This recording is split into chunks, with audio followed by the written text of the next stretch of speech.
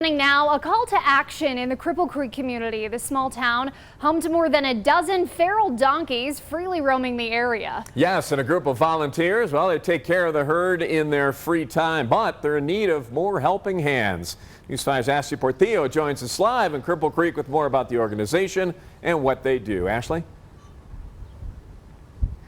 Hey guys, good afternoon. So for about 5 months out of the year, you can see those donkeys roaming around Cripple Creek. This is actually Wendy behind me. Currently, she's receiving some veterinary care, but some volunteers I spoke to earlier said taking care of these donkeys is a full-time job and they need a little bit more help.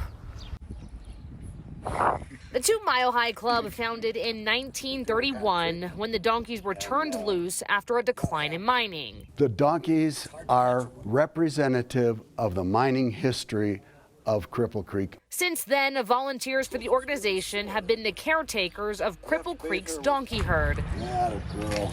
The nonprofit's president, Kurt Sorensen. We have to feed donkeys that are unable to keep up with the herd twice a day. We have to medicate them. Tending to the donkeys, a full-time job. We can never lock the door, walk away for the evening.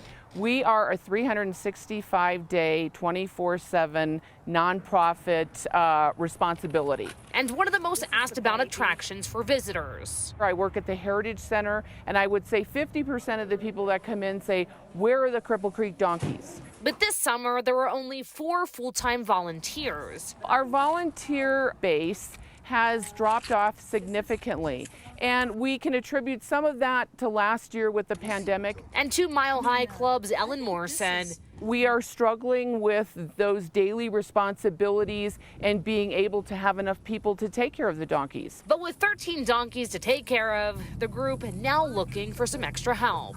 And none of us are teenagers, so we dearly love to get some more of the young folks involved.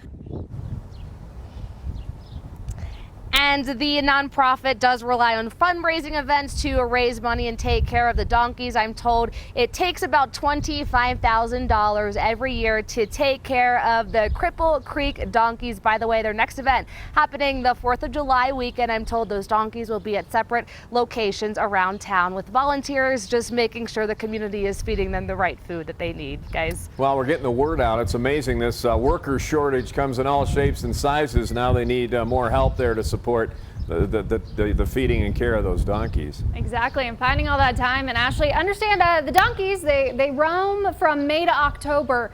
If you're going up there, how can people find them? Yeah, so right now it's just a matter of driving around and trying to find the herd out here in the town, but organizers of the organization told me that within the upcoming days, probably about 10 days from now, they're actually going to be implementing technology where people in the community can go to a business or a museum to find out exactly where those donkeys are located. So no more just driving around trying to find them. You're going to know exactly where they're at coming up here very soon. Always watching out for you, Southern Colorado. I'm Ashley Portillo, News 5.